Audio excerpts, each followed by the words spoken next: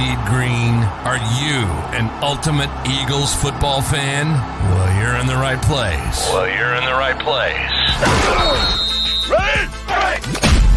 This is Birds 365, hosted by the new Mac and Mac, Jody McDonald and John McMullen. Here we go. Who collectively have covered and talked about more than 50 plus years of Eagles football. Kick off your day with Birds 365. You'll get debate. We love to argue. You'll get the real story from inside the locker room. And you'll hear from some of the great football minds from around the region. You're about to become an Eagles insider. Get in the game. Join Jody Mack and Johnny Mack and join the football community that flocks to Birds 365. Birds 365 starts right now. Welcome to the NFL. Let's go. Let's go. Go.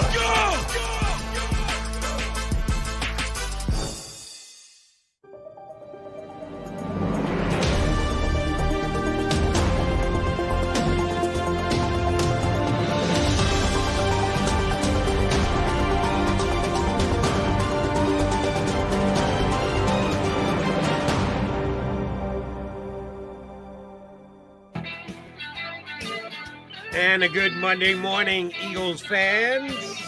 It is an undefeated Monday because the Philadelphia Eagles are undefeated. They are 1-0, and there's a lot to break down from yesterday's win against the Detroit Lions in Motown. And here to help me do it is Barrett Brooks. Are you going to smile about it, Jody? Are you going to smile about the win, or are we just going to go right into bitching? No, I'm gonna do a little bit of both because that's exactly what that game was yesterday. Barrett Brooks is here with me today. John McMullen in transit, coming back from Motown out there, covering it for us and Sports Illustrated and everybody else. So Barrett was good enough to get up early for me when I asked our associate producer, Xander, to see if he can get me a good Eagle guy on to fill in for Johnny Mack. I suggested Barrett Brooks, and damn, he's here with us. Well, man, I got up. I even got up a little early. Got up at 6:30 so I could work out. Worked out this morning. Xander called me at he called me what is 7:35. Hey, you up, man? Of course I'm up, man. I got to be up for Jody now. Jody asked, he has to receive, so I got up. Even put on a college shirt for you. And it was a polo, but it's still a college shirt. You look good, my friend. Yeah, you're ready to rock, as am I. We both got the golf shirt on. Yes, sir. But the Eagle offense was dressed up and ready to go. A 38 spot. Jalen Hurts played well. A.J. Brown, everything he was advertised to be when he got a $100 million contract. And then there was the defense. So we're going to break both sides down. The bottom line is the Eagles won. I thought they would win handily. I didn't see the defense being as inept as it was. I thought it would be a walk in the park in Detroit. It was anything but a win is a win is a win is a win. And that's what everybody said after the game yesterday. Barrett, more the offensive guys saying that than the defensive guys maybe a little bit in hiding. 38-35. What is your take about the 1-0 Eagles? It depends on where you want me to go with it, Jody. I mean, you go wherever you want. Well, I mean, I thought the team as a whole played well. You look at the offensive line, I thought that they were put in some tough positions. I thought they came through, scored when they needed to score, moved the crowd when they needed to move it. You know, they needed the first down, run in behind them. And even on that last, that 4th and 1 or less than 1, man, I don't think this game from a officiating perspective was called good. You know, they were clearly all out of, offsides on that play. I mean, they were touching each other on the helmet. That's how close they were on the line of scrimmage. They were touching each other, and there was no call for that.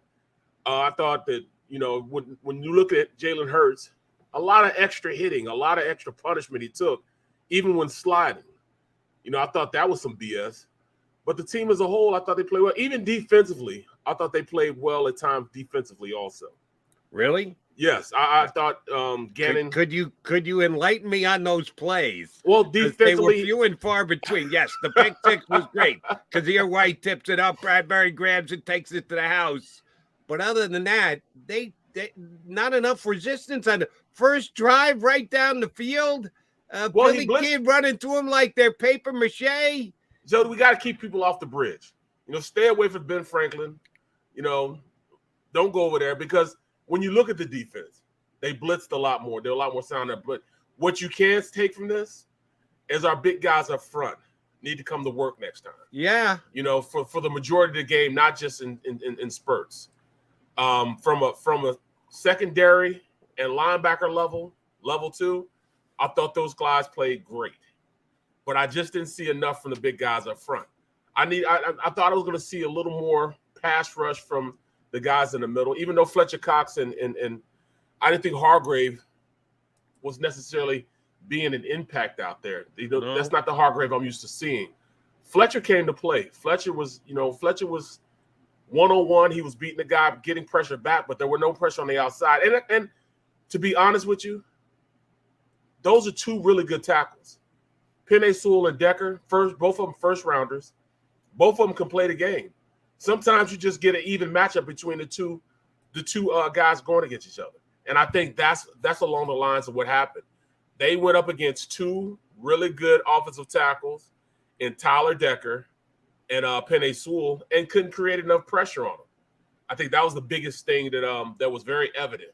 I need more from the guys outside. Brandon Graham, I didn't see enough out of him, but even though he was going hard, BG didn't get the pressure I thought he was going to get.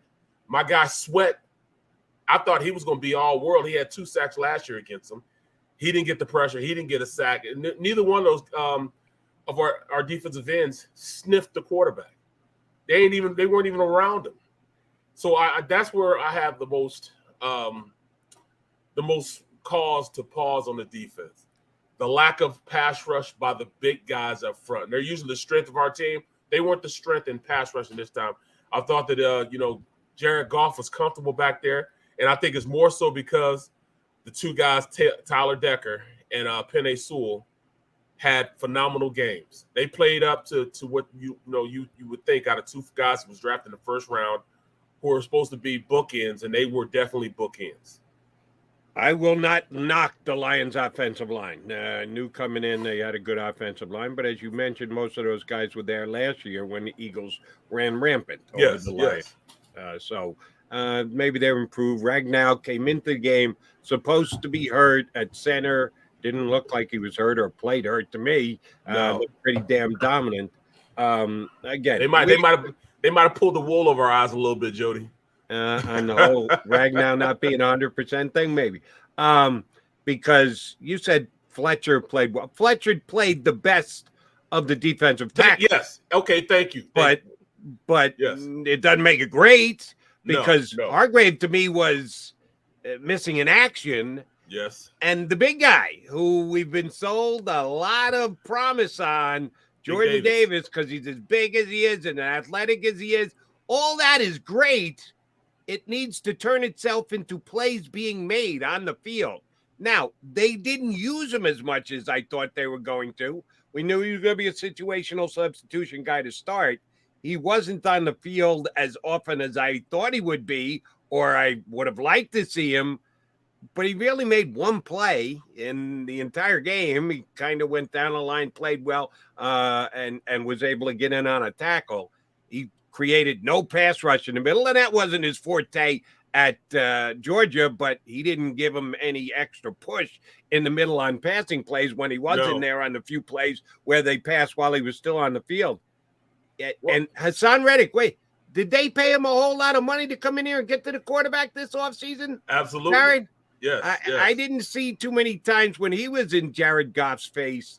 No. Their defensive line was a complete no-show yesterday. Yeah, and, like I said, and they tried to put him in different places. I saw him rush from linebacker level. I saw him rush from the outside. I didn't see any production out of him either. But that might just go with how good that offensive line was with Detroit. I said going in that they would have a pretty promising offensive line, even though those were the same guys that were there last year.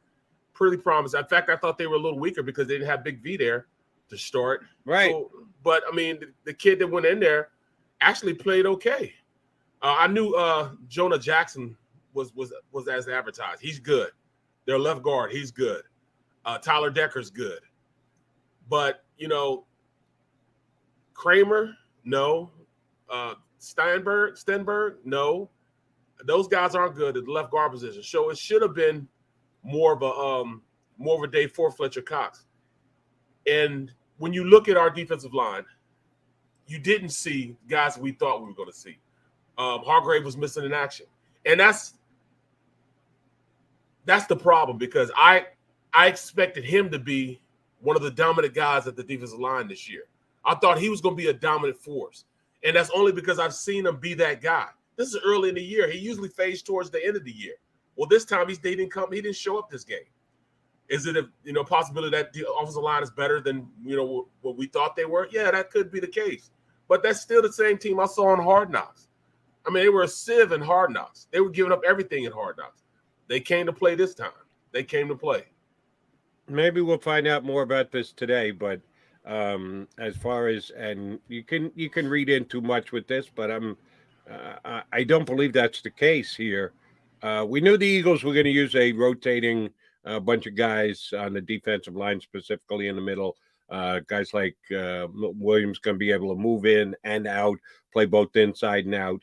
He ended up playing 33 snaps. Marlon Tuipulotu played 29. Yeah. He played 29 snaps. Jordan Davis played 22 snaps. How does guys who we weren't even sure were going to make the team end up playing more snaps than David? Do they have a specific package involved with him that he's only going to play? Again, maybe I set my sights too high. I know John set his too high because he thought he was going to revolutionize the position. First game of the year, he played less than 40% of the snaps. Did we put too much pressure on this young man and set expectations too high for him? We absolutely – I don't think we set him too high. This is just his introduction into playing full-speed football. This was a game-type situation. This is where it gets amped up from the preseason to the regular season by 20%. And with him not playing a lot in the preseason, my expectation was I knew that this defense, I knew that this team, period, would not be up to par when it becomes to when the lights turn on. I knew they would be behind the buck against this Lions team because they hadn't done enough in the preseason to prepare their bodies going into the regular season. Jody Mack, this is exactly why you have your guys play during the preseason, just so they can get used to the game. You can't get in shape with football unless you play football. You can come in and run the shape all you want to, but when it comes to the dynamics of hitting somebody, pushing somebody, running and tackling people, finishing plays, you just don't do it unless you do it on the field. And that's the problem. It's like when you're out there in practice and you're practicing against your guys, it's almost like 1-2 cha-cha-cha. Get to your point, get to your leverage point, and then basically it's over with. You don't have to go out there as an offensive lineman and finish the play. You're not finishing the play to the guy to the ground. When you're an offensive lineman, you hit a guy. That's when the play starts, is when you hit him. Then you have to finish him. You got to gain leverage on him, get to where you need to go so where the ball is going. Then you have to finish the play or maybe flat back him or something like that. If you don't train your body to do that, it's going to take you a while to get in shape in doing that. And that's another thing that I saw that was key to me in the second half, that this team isn't really in football shape. They might be in shape as far as running. They might be in shape as far as being in lowers, but they're definitely not in shape to go through the whole game, full speed, lights out, total effort right now. They're just not ready yet. And Barrett, that's why the game was so difficult to digest. Yes. You're right. Defensively, I've been, if you watch the show at all, certainly Johnny Mac knows, and all our streamers know, I've been complaining, I've been whining, I've been moaning about how can you get ready for a season when you've only got such a short amount of time to practice to begin with, because they've collectively bargained it all away, and you're not even going to take it all. You're going to go this many days, no pads whatsoever, right? Walk through after walk through after walk. You're not going to walk in a game on Sunday. What are you walking through on practice for? So I had my issues with the way the Eagles did it. Now, they get the game won. They're very healthy. Andre Dillard, only injury. Everybody else 100% healthy. So they can say, hey, see, it worked. Except they went out and they couldn't tackle air yesterday. That's the problem, Jody. That's what you saw. Guys weren't finishing play trying to run through guys. Swift, he ran roughshod over us. And that's simply because they were able to maximize their camp and play more physical football than the Eagles because they were more physical in camp. They were more physical in how they approached this season. Dan Campbell had his guys ready to play. Eventually, athleticism took over because the Eagles have better athletes and a better team than Detroit. But if you go and when you watch film, you're going to see it's evident that they need to do a little more as far as they know the pace of the game now. So guys like Kelsey and all those guys, they'll be ready to play, from this point forward. But this is their first initial contact, full speed, and how it's going to be for the rest of this season. It kind of took him off guard. It might have put Davis in a position like, wow, they really do go. Now he sees what he has to do to amp it up. There'll be a couple of extra guys running after practice from this point on. Rest assured of that, knowing that they're not really where they need to be going into this season. You need to go out there and practice in order to, and I kept telling people, I'm not a big fan of not going in and really getting your body ready to play. I love that they go in healthy, but those, hour periods and hour and a half periods, practices that they have, they maximize them as far as getting in the work, but they're not maximizing the physicality of what they're going to face on Sunday. And that's the difference between what you saw from Detroit and what you're going to see this Monday. When you see this Monday, this is going to be a game. We're talking about a team they just beat. Didn't they just beat Green Bay? I think they beat Green Bay. Yeah, Vikings look very good offensively. Very yesterday. good. That Very Jefferson good. guy who could have been here in Philadelphia balled out yesterday again against the Packers. And yeah, the Eagles defense will be tested again here in week number 2. And that's the one thing that makes it so frustrating, B. You and I feel the same. The Eagles were not physically prepared for this first game. No. On the defensive side of the ball. On the offensive side of the ball, they look great. They look like prepped, ready to go, all in sync. A.J. Brown, perfect fit. He and Jalen on the same page. Jalen running like a maniac back there, making plays with his leg, which, oh, by the way, I was worried about, that they were going to be so pass-heavy and oriented that they were going to lose that offensive weapon that they have, and that's Jalen Hurts with his legs, and that was not the case at all. Jalen was ready, willing, and able to take off and make big plays with his leg. So that's why it was so confounding a day. The defense looked like they were not prepared, not ready, not a full go to get the season underway. Right. The offense looked great. Well, I'm going to tell you that the offense also looked a little tired, because they scored a lot of points. Did not, they're not. When they get up to speed, they're going to score more than 38 points. Well, the offensive line, you could tell that they weren't finishing the way I've seen them finish also. Okay. So it's not just the defense that, you got to look, like even the offensive line. I didn't see them running down and finishing plays like I usually. Just watch how they, watch how the games they played last year and then look at the film of this year. I know a lot of people on the stream have Game Pass. Watch how they look. When I say finishing plays and being in shape, after a block, they go downfield and start picking guys off. They did that a lot last year. You didn't see that a lot in this game, and that's because their bodies aren't ready to do that.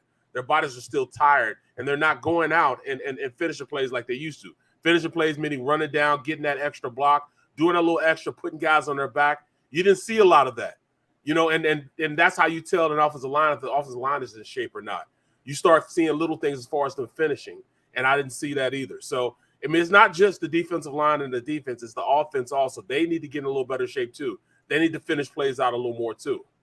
Man, you're tougher than me. I give the offense passing grades across the board. Well, yeah, you're going to give it to them, but just the little things you can see. Watch it. When I say finish plays, finishing plays down the field. There was a lot of the times when you saw offensive linemen picking up receivers that had just been tackled.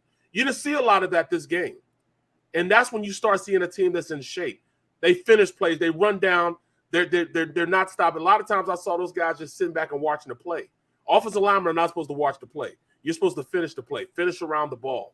And when you see guys kind of, all right, looking where the ball is going, that means they're not all the way in shape to play a game also. So you just can't pick on the defense. You got to see what the offense is doing too. Even though they scored a lot of points, there was a lot of meat left on the bone. Spoken like a true former offensive lineman in the league. Barrett Brooks in for Johnny Mack with me here today on Birds 365. First guest coming up next. He's one of our favorites, does a great job covering the Eagles for NJ.com. Chris Franklin going to give us a couple minutes insight before he's got to get on a big old jet plane and come back here to Philadelphia. Chris Franklin joins us next on Birds 365.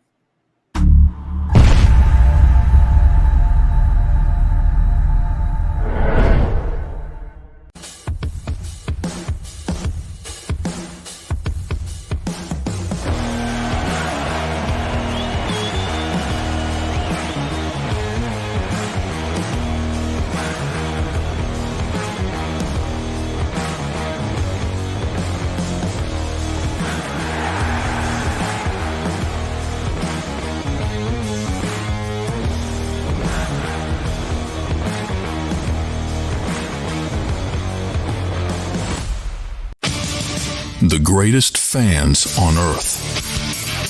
It's a bold statement, but would you expect anything less from Philadelphia? 58 years of heartache creates a toughness, a grit, a resolve not found in most. Sure, our prayers were answered, but now that we've had a taste, we're looking for more. Pondley Hockey, official partner of the Philadelphia Eagles. Do you stream on a Roku, Fire Stick, Android TV, or Apple TV? Now you can watch 6ABC 24/7 with the 6ABC Philadelphia streaming app. The big story on Action. Search 6ABC Philadelphia and start streaming today. Go passionately. Go fearlessly. Go confidently. Go Birds!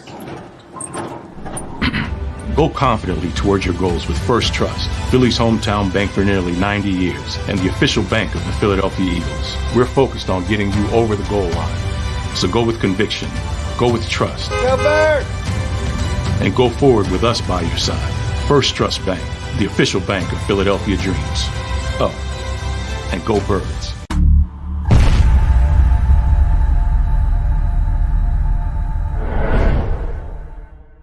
Welcome to Pondley Hockey, the largest workers' compensation law firm in Pennsylvania. With over 250 years of combined courtroom experience, we've helped over 100,000 injured and disabled workers obtain benefits, as well as some of the biggest settlements in the state. Even better, Pondley Hockey doesn't charge a dime until you win. If you've been injured at work, give Pondley Hockey a call. Go for the midnight dares. Go for the game. Go for the hits. Go for the fans. Go for the win. Go to Ocean Casino Resort. Book your trip at theoceanac.com.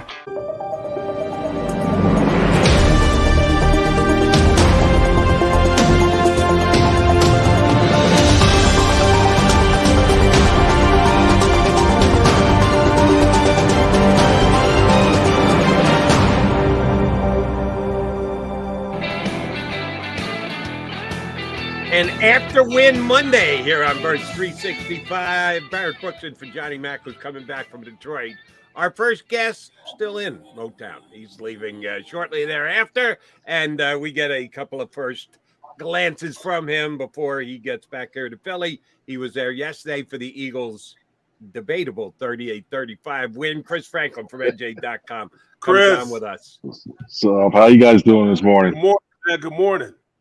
Good morning, man. Who'd have thought? You know what? I gotta say this, and really honest, Detroit's kind of growing on me. No Philly, but I gotta say Detroit's got some little things to it. Who'd have thought? You know, but because I spent 2 years there, man. It's the spot, man. It's actually an up and coming city. I played there 2 years. I mean, you got to get down to Greektown, man. If you go to Fishbone, that's some great food there, bro. Fishbone. Where were you yesterday, man? I needed some of that. Needed to tell him about it ahead of time. Now he's Tell him where a little alligator voodoo. Thanks very much, Barrett. Oh my God! And I haven't eaten yet, so I'm hungry now. Thanks, appreciate it. All right, something Barrett and I kicked around in the first segment. Maybe you've got all the answers for us. The Eagles look like a team that didn't practice, didn't want to get ready, didn't know what day the season started on the defensive side of the ball. The Lions, who aren't all that talented an offensive team, went through them, over them, around them for a 35 spot. Luckily, the offense looked like a well-oiled machine, like What do you mean practice? Who needs practice? We're perfectly fine. We're good to go. AJ and Jalen, the boys, they're going to come in and kill the National Football League. It's so diversely opposite. As good as the offense looked, the defense looked equally as bad.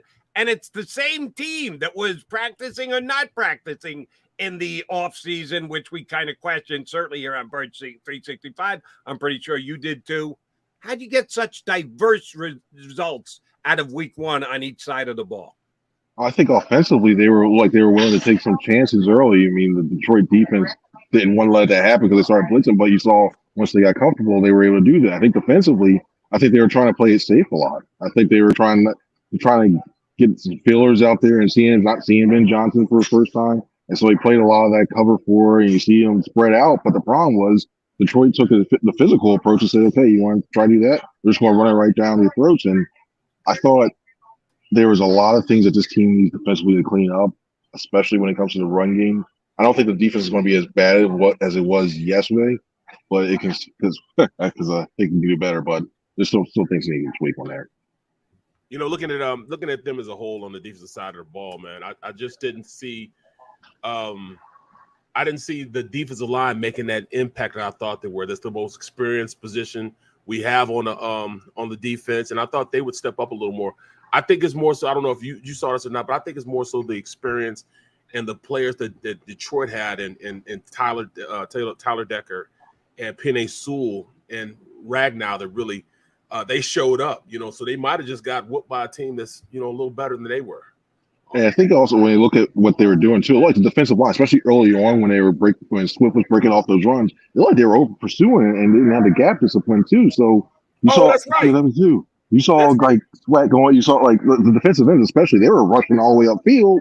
And the next thing you know, it was like, okay, thank you very much. Just open a big gap on one side. And then you look on the inside with the defensive tackles, they were getting washed down. So I think overall, it was a lot of gap discipline. But once that's something they started to get better as the game goes on. But it still was.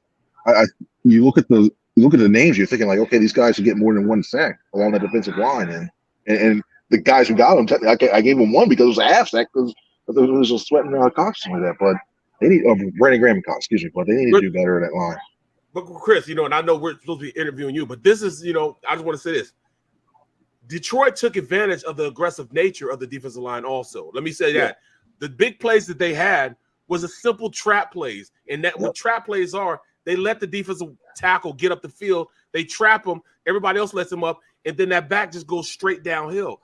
That's great scheming by the offensive coordinator, understanding how aggressive, how these guys run gap, get up the field to try to create havoc, and they just run right in behind them. That's crazy. Came back from that. Appreciate that, Chris. Appreciate it. No worries. Yeah, I appreciate it too, but here would be my question. After the first time they did it, the big play by Swift early on, do they not get coached up? Does a coach not get in their ear and remind them, hey, no, stay in your gap. Don't over pursue. And they did it again and again and again and again and again and again and again. At some point, you got to go, well, you're a little bit too aggressive. We can understand. No, the first time you get burnt for 50, it's time to adjust. And they didn't adjust. What happened? And that's what I was wondering. It took for so long. I thought, especially after that first drive, you think they go, okay, maybe we shouldn't go as much, or maybe play a little bit more contained, or what have you, and try to muscle it a little bit. But they didn't do that, and that's one that goes once again. It goes up to the defensive coordinator Jonathan Gannon, who I think he did not have his best day when you look at everything. And I thought when you started to see the Eagles actually starting to bring pressure inside, when they brought Avonte Maddox off the edge, when you started seeing they were applying pressure, they were getting to Goff. And when you have quarterbacks like Jared Goff, who will pretty much gift you 2 turnovers if you put pressure on them, and they just step back and do it. I thought the game plan was it didn't sit as well. And once again, they're saying they didn't know what Ben Johnson was doing, but I think after a while, especially after one half of that, you got to make the adjustments to be able to stop that. That's hard though. That's hard from a defensive standpoint when your scheme is to be aggressive like that. And I don't know if you could turn that off. When you go against a scheme like that, that's when your linebacking level have to be on point. They have to make the play. But you can't tell these guys, don't bid up the field and be aggressive. And then they stop doing that. And then, it takes you out of your scheme of what you're doing. So I think the linebackers then have to go out there and adjust to, the aggressive nature that the defensive line. Because I got to have those guys still being aggressive, but I need that linebacker to make a point, But I mean, it's just tough. We still can't get past the big plays in a run. You're right, but there's still a sense of urgency for Gannon to finish cooking this stew. These guys haven't played together for a long time. There's still guys still trying to get to a point where they understand each other, playing with each other. We're talking about CJ Gardner-Johnson. He's still learning how to be and where his fit is in the run game. And you still have linebackers like Kazir White still trying to fit in where he fits in. You're only going to get that after reps and reps and reps. They'll eventually learn that. But yes, defensively, we saw some holes, but as a whole, I saw a little more aggressive nature from Gannon. Did you see that aggressive nature? I saw it a little bit when he started bringing those blitzes, and I saw from that aspect. But when I look at the edges, and I don't know what they did a good job. In my opinion, they did a good job covering the flats area. But to have Hassan Reddick continually going out into the flat as much as he did, I know he's not going to do it all the time, but as much to have him go out in the bid, he's probably your best pass rusher. Like when you look at just overall pure talent wise in the edge, he's probably your best. He is your best pass rusher. And they couldn't even take that away and just having him go out in the flats. I thought I would have just stuck with playing more in the box, play 8, not play 8, probably like basically be more compact and not get spread out as much as they did, because I thought that created some more running room as well too. And then when you look at Gardner-Johnson, they started sneaking him, moving him around. First of all, I was shocked that he got as much playing time as he did, especially coming in like 10, 11 days ago. It's like 67 snaps. Yeah, so it's craziness on that one too. But I thought they could be more a little bit. I thought they could have done a little bit more things as guys. And once again, it's week one, so I don't know how much of the stuff they can install or they feel comfortable with doing that. And based on what the Lions were doing, dumping and stuff off, what Goff does best, but stuff has to change. All right, you guys are bending over backwards to find the silver lining in a pretty dark 35 points allowed to the Detroit Lions cloud on the defensive side. Jody, you can't tar and feather them yet, man. Give them an opportunity to let these guys play together a little bit. Barrett, listen well. I sure as hell can. They gave up 35 points to a bad Detroit Lion offensive team. You know who's coming next week? Justin Jefferson and the Vikings. You want to compare the Lion offense to the Viking offense? I don't want to see all this. I want to see the gritty going against everywhere. Eagle defense. The Vikings could put up 50 if they put out that same defensive effort next week. Now, so I do want to get to the offense, which looked great. I don't want to be Mr. Negative Nelly here, but the defense was just poor yesterday. Jordan Davis was in on less than 1/3 of the snaps on defense yesterday. Did the coach speak to that after the game? Did anyone talk about why Jordan Davis, the new savior on the Eagles' defensive line, was only in there for less than 1/3 of the snaps yesterday? Didn't have a chance to talk to him that much, but when it comes to that, I was mostly in the locker room on that one too. That's going to be something that I think Jonathan Gannon's going to have to question, especially with a guy with them having so much success running the ball. Why not put the guy who was specialized at in Georgia and eat up some space? You think that happened, but from what I saw, limited. I'm waiting for the all-22 to come out. Everyone see that, but we're looking at the TV copy. He did stuff some areas as well too. I mean, the one time I thought he shot out like a missile, like in the middle of the field. You saw him dive, and then he got somebody, a Lions offensive line came back on the back of his knee and everything. I was like, is he okay? I thought he was down for a while, but he looked fine on that one too. I think overall he didn't make the impact as you'd like to see a first round pick did, but neither did Aiden Hutchinson. So it's still going to be. It might be one of those things where he has to wait a little bit, a couple weeks to finally get a flow of things. You don't want to necessarily want to see that happen, especially if you take somebody that high and you trade up to get that. But it's still he's still a work in progress in some of that things. I still want to see him get. I also want to see him get better when it comes to his pass rush too. All right, let's flop it over to the offense because, I'm tired of beating up the defense. Well, I'm not really that tired. We still got an hour and 25 minutes to go, and I'll continue to beat them up because they were terrible yesterday. But the offense was great. Barrett said the offensive line could have been better, and I got to take his word for it because he did it for a living. I just sit here and watch. But, shuttling backs, using all their backs, Miles Sanders with that huge run late, but had been good throughout the game. Jalen making the plays that he made with his legs. A.J. Brown doing everything we could have asked and more. The offense was phenomenal yesterday. Again, I'll try and get you to answer this one. The defense and the offense both were at practice together all preseason, right? They didn't have just offenses and just. They were all there together, and they all put in the minimal amount of work that they did. Doesn't seem to have hurt the offense a little bit. They look great. The defense looked like they didn't know each other out there on the field. Is it just that defense means physicality, and you've got to practice physicality, and offense is all just the mind and the ability to go out there and make plays that you don't need as much work to be ready for a season? Why such the separation between the offense and the defense yesterday, Chris? Well, I think the offense is just overall, when you look at the overall talent that you have that on that side of the ball, this offense can legitimately be a top 5 offense. I think that's where the disparity is. I think you saw the rotating line. I think when it comes to the physicality part, I think the offensive line, I'd worry about that more being physical than the defensive line. When it comes to like in the, I wish the defense tackled a little bit more. That I think that's very fair to say, because you saw some of those, they were throwing shoulders instead of wrapping up, and that's how the line's got a lot of yards. But I think overall, it's just the talent you see on the offensive side of that ball. They can beat you a lot of ways. And the scary thing is, especially when it comes to that run game, you got all 3 of your running backs getting a touchdown. You still have Trey Sermon on his roster. He's not even up to speed yet, too. He can be a fit that.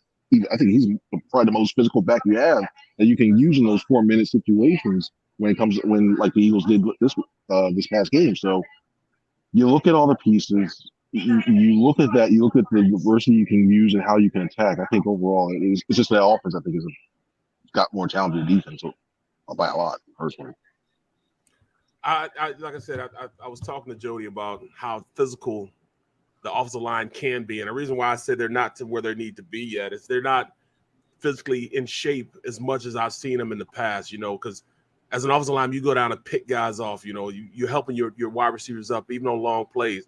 I saw a lot of stopping and looking, as an offensive line, and you just don't do that. How many times have you seen, Jordan Mailata right there after a long run that his quarterback has, picking them all off the ground, pushing guys away from him? Wasn't a lot of that seen, and that's because these guys just aren't in shape yet. Overall, I think this team really suffered a little more than we're giving them credit for, because they didn't do the little things as far as playing in the preseason, which allow you to play better going into the first game. Do you still think that it's a plus, even though they came in perfectly healthy, besides Dillard? But do you see the disparity between the way Detroit was flying around and the Eagles' offense was flying around?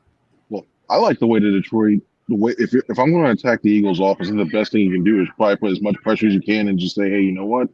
I'm going to try to make you beat you quickly, because I think when you look at if teams start to play the Eagles in more zone, then that benefits the Eagles, because then I think Jalen Hurts can start picking apart in that second and third level with the tight ends with A.J. Brown around there. I saw Detroit starting to bring a lot of pressures off the edges. They started bringing a lot of blitzes, and the Eagles didn't have a lot of people to account for that.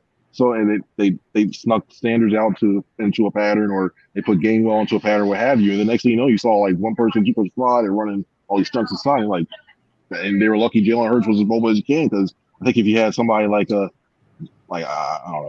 statue, if you had Jared Goff playing with this Eagles offense right now, Jared Goff would probably be with a bunch of icy hot walking around like the guy right now, going like what's going on with this one. So they got bailed out with that, but I think that Detroit played aggressive. Detroit was playing that like that was their Super Bowl, because they were throwing everything they had to. They were trying to be as aggressive as they can. So I think that has something to do with as much pressure as Hurts saw when it came to that. But the O-line, I'm not long term. I'm not going to be worried about the O-line, but it can definitely be better on that.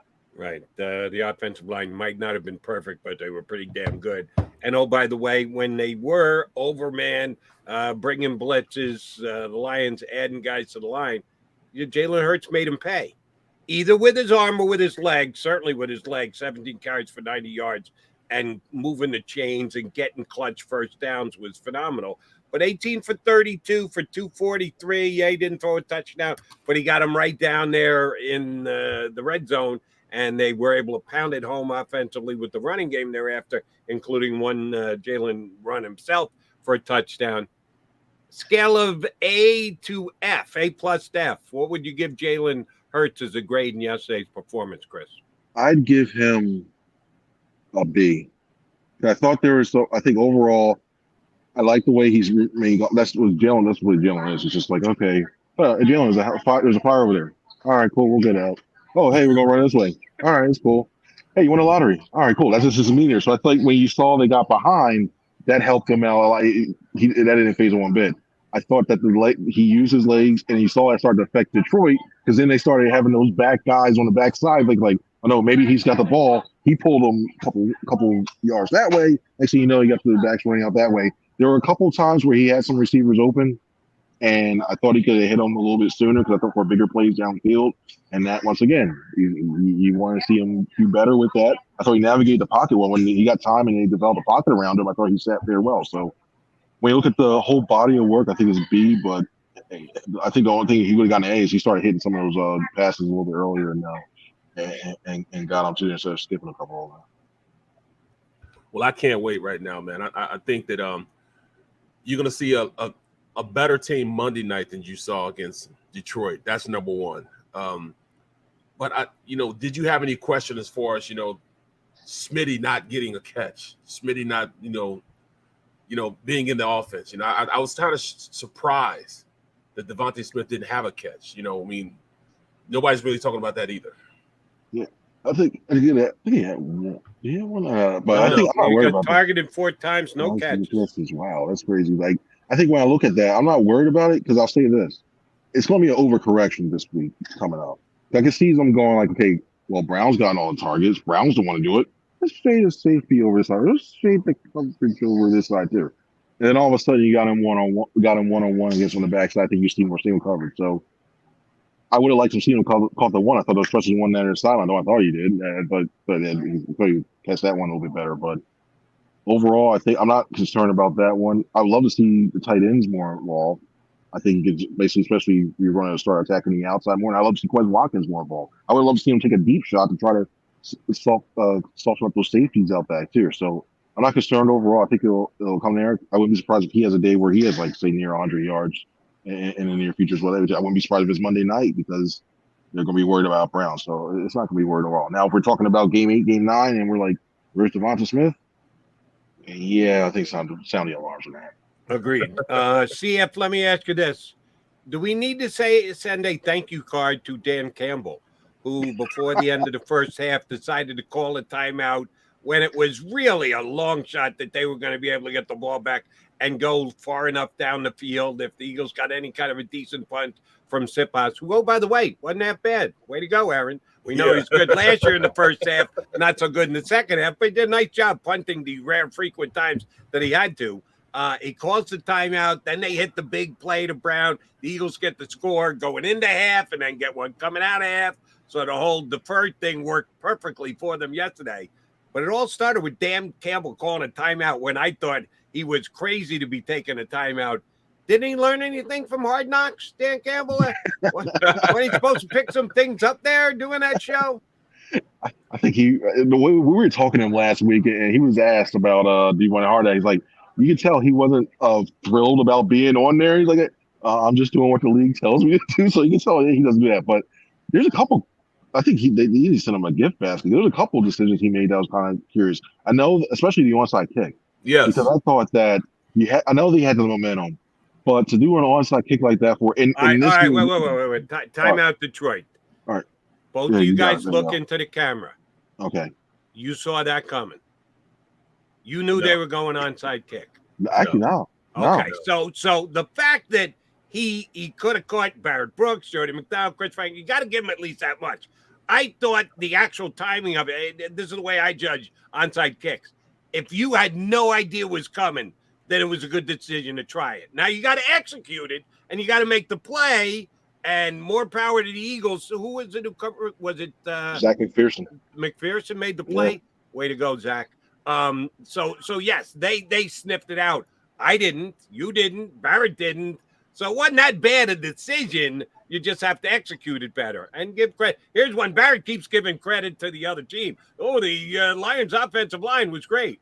I don't buy it. The Eagles defense sucked. But here's one where I will give credit to I think that actually was a pretty good call by Dan Campbell, but just give credit to McPherson for being on top of it and making a play. That's one where you tip your hat to the opposition. See, I disagree on that because I think when you're in that way, the way the onside kick works nowadays, even if it's a surprise and you can try to drop the best one, it's so tough to actually get the ball and recover them. It's so rare, and you gave the Eagles a chance at good field position and the maneuver ball downfield, and even if they score or not, whatever that, if they punt that led to or that one too, you flip the field, you put yourself in worse position as well too, put yourself deep. So I don't like the way I just didn't like that at all, and I think you kind of killed your own momentum in that aspect. So I get what you're saying when it comes to there. Like, it's surprised that it's just when it came to that, and it was timeout usages and everything else. It's like you can see he's the second year going, and I wonder if he coaches more off emotion, going, let's go this one too, and then instead of thinking like, maybe we should kind of want that one back. Either way, I know. After the fact, you're very right. Yeah. That's why I'm here. Not coaching. Eagles keep the ball. Eagles got a short field. Yeah, what the fuck were you thinking about there? Yeah. I love it, man. But yeah, I mean, yes, Dan is an old school coach, man. Like I played with Dan, and Dan has always been, what you see is what you get from him. He's not doing it for the camera. That's exactly who Dan is. Dan was actually Jeremy Shockley's handler. Actually, when it was Shockey's first year, his rookie year, I was there his rookie year, and he had to keep Shockey from pull him back in, reel him back in sometimes. So he'll have that team going. I'm glad we caught him at the beginning of the season, because as he gets more, he's going to get better as a coach. And that's why I'm not jumping off the bridge now. The Eagles will get better as they go forward. Regardless, I know Jody's thinking, our D-line sucks. They don't. I'm just telling you, Detroit hasn't really. They did yesterday. I'm not saying they're going to be that all year long. They better not, otherwise it's going to be a long season. Hey, sometimes you get the Bears. Sometimes the Bears were just flat out bad, Barrett. They got no pressure. Hassan Reddick, how much we paid him? He was non-existent. Yeah, I'm trying to put a rainbow in it, but you're just not going to allow me to do cover it. Their backsides. That was not a great effort out of the Eagles' defensive line. All right, so Chris, coming back on the plane, everybody's up because they won. And a couple of guys got to look themselves in the mirror, but they'll show up for practice this week and get ready. Doesn't get any easier. Vikings come to town. Justin Jefferson. I watched a lot of that Packer game, second game of the doubleheader yesterday, and they threw it pretty darn well through the air. They better get some pressure on Kirk Cousins next week, because he'll pick them off a hell of a lot more so than Jared Goff did this week. Why do I foresee it? And I can see them doing it, seriously. Them trying to do a play action pass. If they get the run game going, I see a play action pass going to Jalen Reagor down the middle of the field and try to take a deep shot. Why do I see that? I didn't even see what Reagor did yesterday. Shame on me. I should have checked that box score. I haven't checked it, but I just see that. I just Justin see him taking one shot at a $187. Yeah, he's kind of tough to cover. Yeah, I'm looking at that. It's going to be tough. It's going to be one of the things. It's when they have to stop down. I think that's the key. Stop Dalvin Cook. I think he can do a lot better on everything else in that one too, because it's bad enough you have to worry about Thielen and Jefferson and Cousins, because he has this history against the Eagles. If you get Dalvin Cook going, and then you can't send as many linebackers or whatever, nickelbacks back into coverage as you can to try to stop that passing offense, I think they're in trouble. So, yeah, whatever they have to do to fix that defensive line, whatever they do to fix that and need to do it, they better do it and do it quickly. It'll be a lot different. Or the over. Trust me, I'm more comfortable this game going into this game than I really was against Detroit. I'm comfortable because I like our DBs. Our DBs can, and I know the defensive line will hear this all week, and they're going to be out there ready to just, drinking hot sauce and sniffing gunpowder. They're going to be so pissed off by the time we get through with this, and they're gonna wring Cousins' neck. I'm just letting you know now. I'm already saying it right now. All right. Why do I have the image now of like Frank's red hot sauce on gunpowder? You literally put that in anything. I'm ready for the next thing. Ready to go now. Oh goodness. Your lips to the defensive lineman meeting room ears, Barrett. I hope you're right. By the way, Jalen Reagor, one punt return for 7 yards. Did better than that. Cousins never actually got around to throwing the ball to him yesterday. Did not have any targets, but he did have a punt return.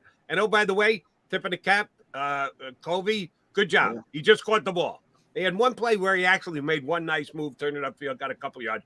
Didn't wow anybody, but did the job yesterday on the punt return, so being elevated from the practice squad, more power to him. Chris Franklin, we know you got a plane to catch. Get back here to Philly/South Jersey. Thanks for jumping on with us this morning. We'll talk to you again very soon. Take it easy, guys. bro. Thanks for having me on. Thanks. Y'all have a good one now. You got it. That is Chris Franklin.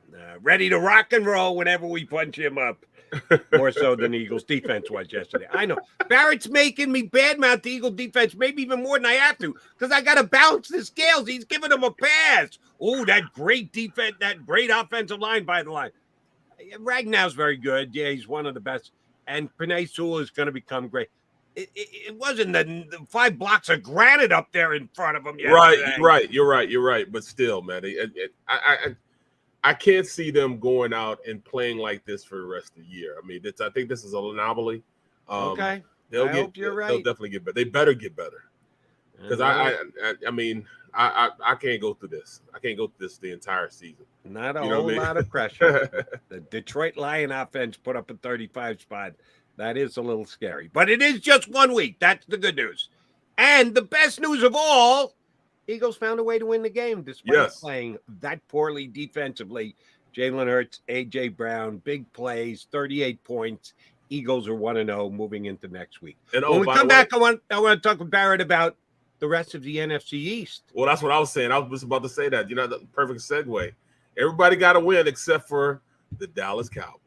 Yikes. Woo! And they're without their quarterback for a couple of weeks. We'll talk about that when we come back here on Birds 365. Barrett Brooks, Jody Mack with you.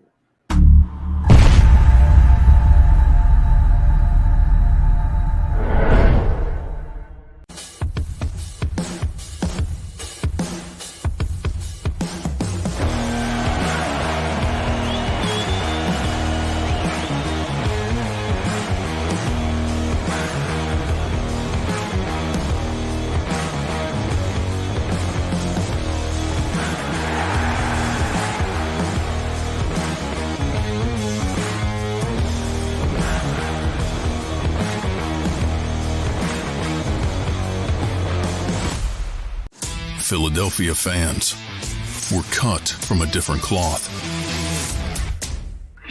Born into a brotherhood and bonded to our team for life. We believe anything is possible because we've witnessed the impossible. While we may be from different neighborhoods, come Sunday, we are one and we will be heard. Pondley Hockey, official partner of the Philadelphia Eagles.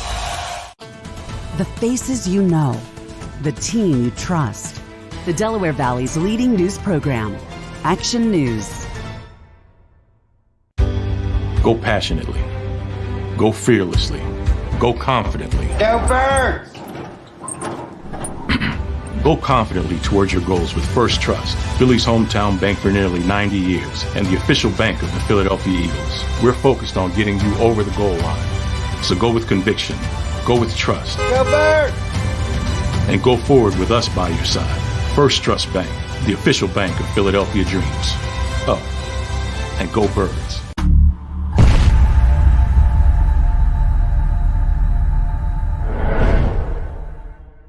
At Pond Lee Hockey, we've recovered billions of dollars for our clients, and we're confident we can do the same for you. With over 250 years of combined courtroom experience, we've helped over 100,000 injured clients obtain some of the largest settlements in Pennsylvania. One conversation is all it takes to help you and your family get back on track. If you've been injured in an accident, give Pond Lee Hockey a call.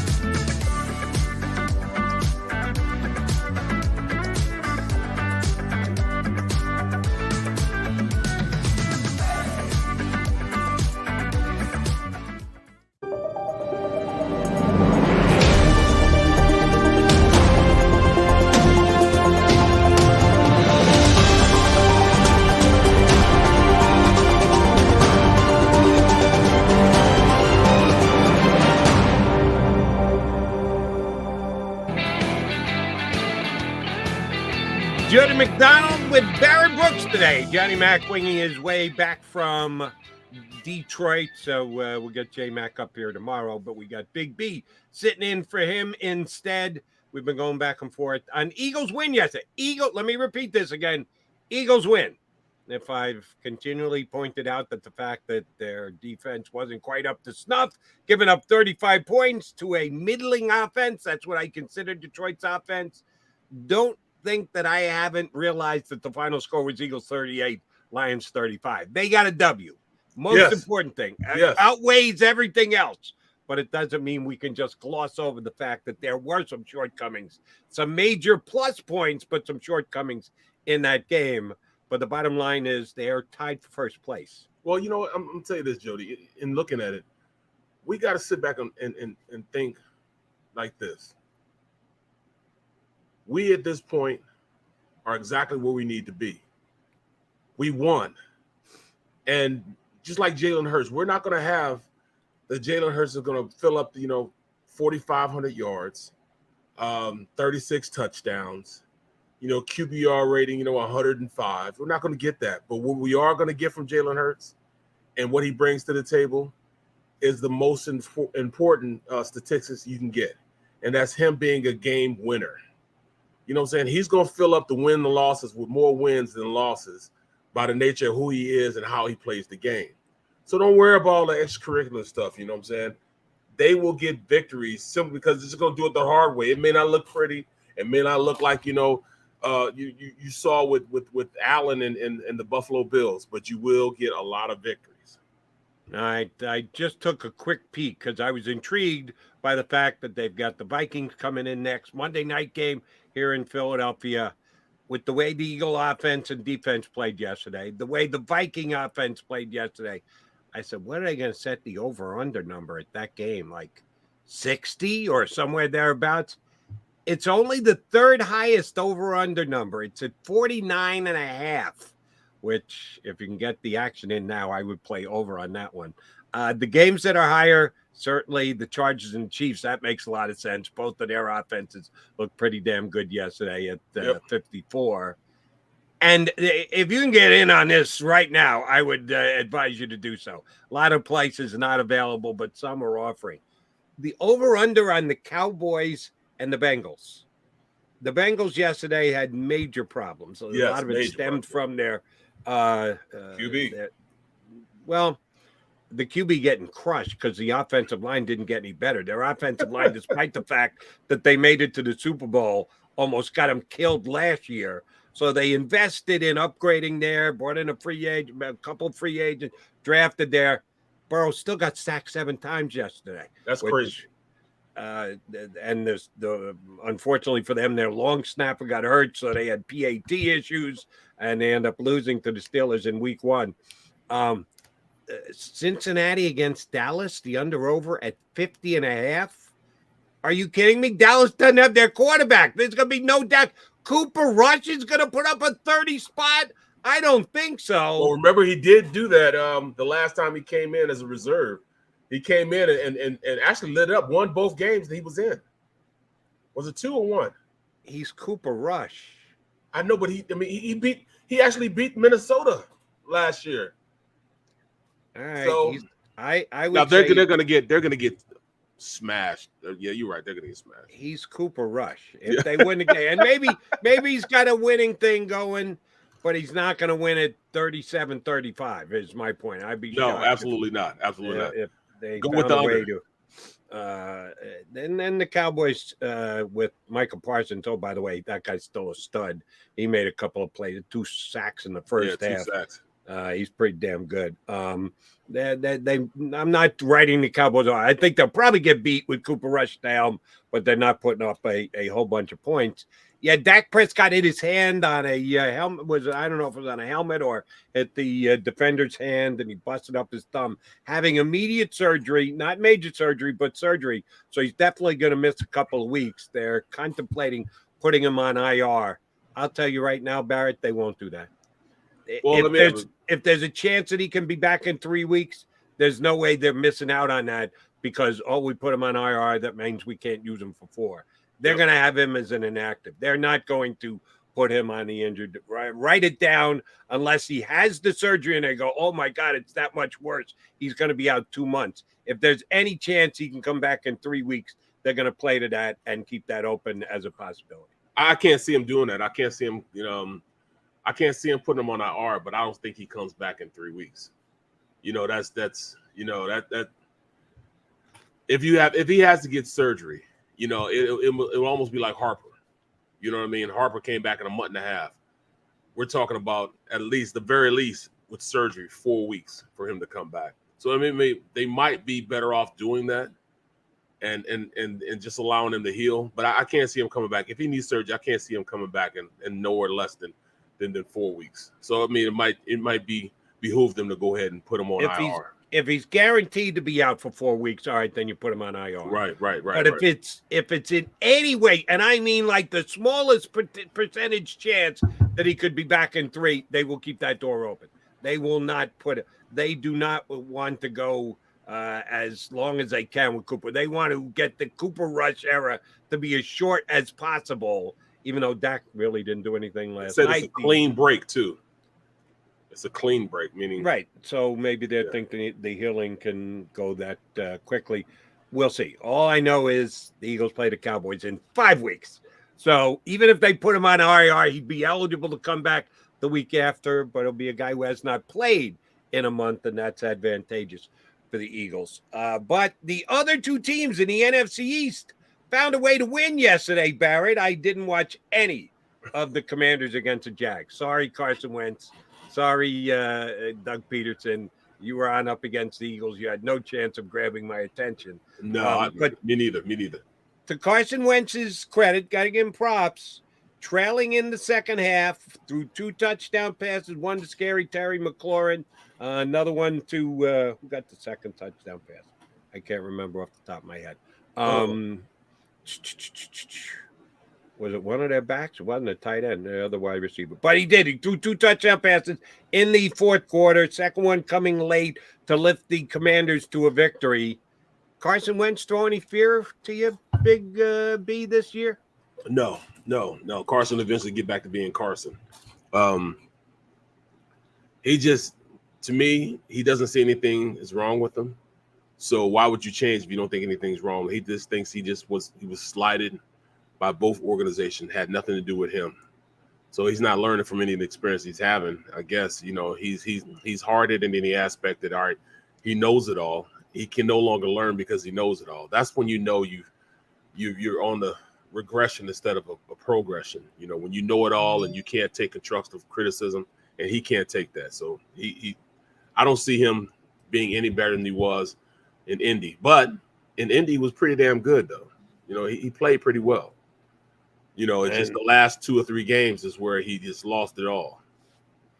And the team that actually probably painted his way out of Indianapolis was Jacksonville. Beat him late in the season. So yesterday he got a little revenge on Jacksonville. He got a little revenge on Doug Peterson. I'm not saying he deserved any, Doug. We don't blame you, Coach Doug P. But surely Carson did. It was Jahan Dotson who made the late catch, the rookie from Penn State, 24-yard touchdown. So give the nod to you, Carson. The exact opposite of what happened last year. You were clutch late rather than coming up small late like you did against Jacksonville last year. So the Commanders get out to a 1-0 start. Now, the other NFC East winning team, I did get a chance to watch. The Giants were able to pull out a victory at Tennessee. Tennessee with a double-digit lead in the second half, couldn't hold on. Saquon Barkley, when he's healthy, I had a guy on my national show last night, Barrett, calling in and saying Saquon Barkley is the best running back in the NFL.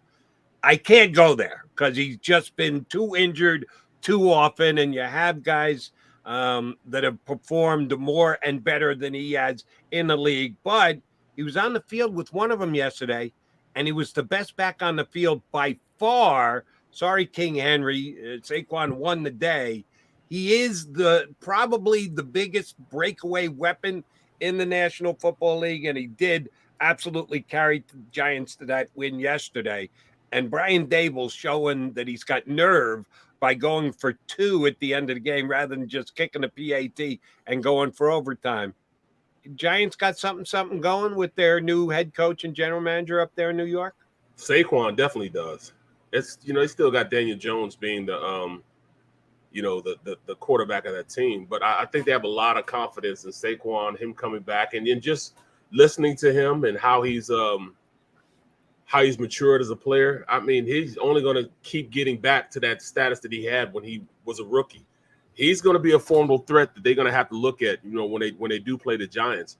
But it's still, Daniel Jones's team, and because of that, they won't be as good. But they did play well against an inept Tennessee offense. I'm not a Daniel Jones fan either, but he did go 17 of 21. That's pretty good. 17 of 21, Barrett.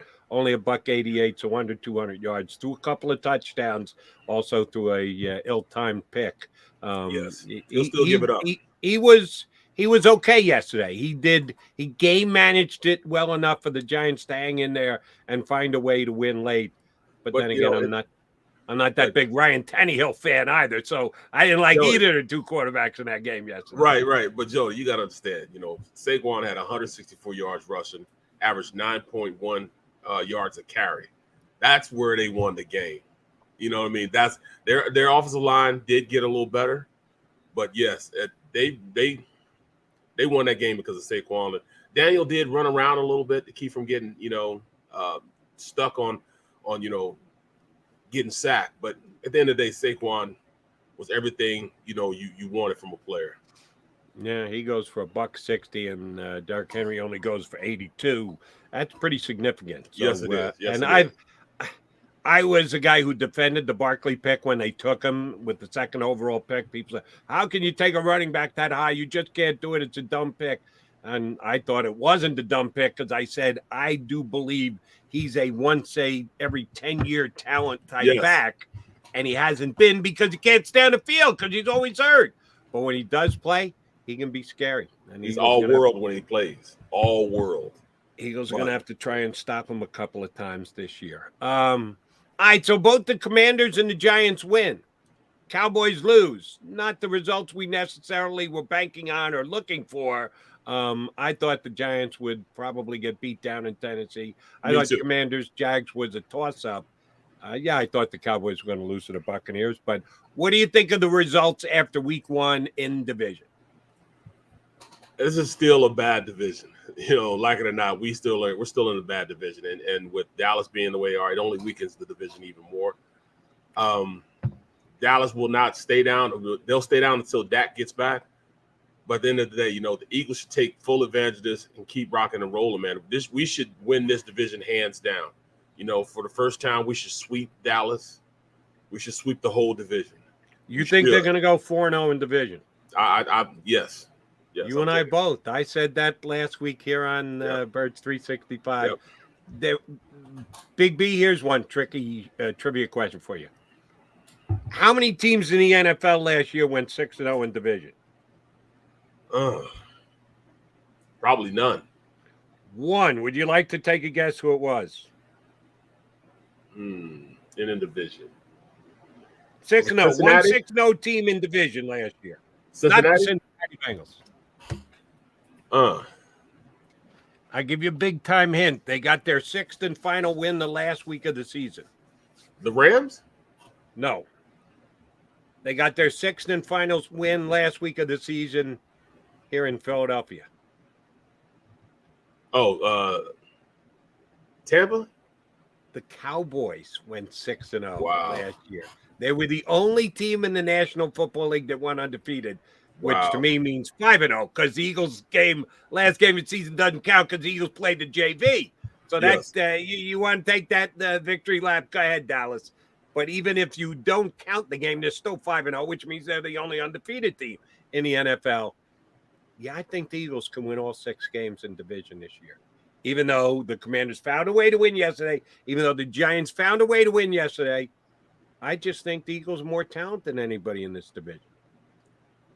Well, you mean you're not saying anything that that we haven't been talking about in national. People have been saying the same thing, that the Eagles should be and will be the division winners. We know this, but at this point, I hope that they don't think it gets any easier.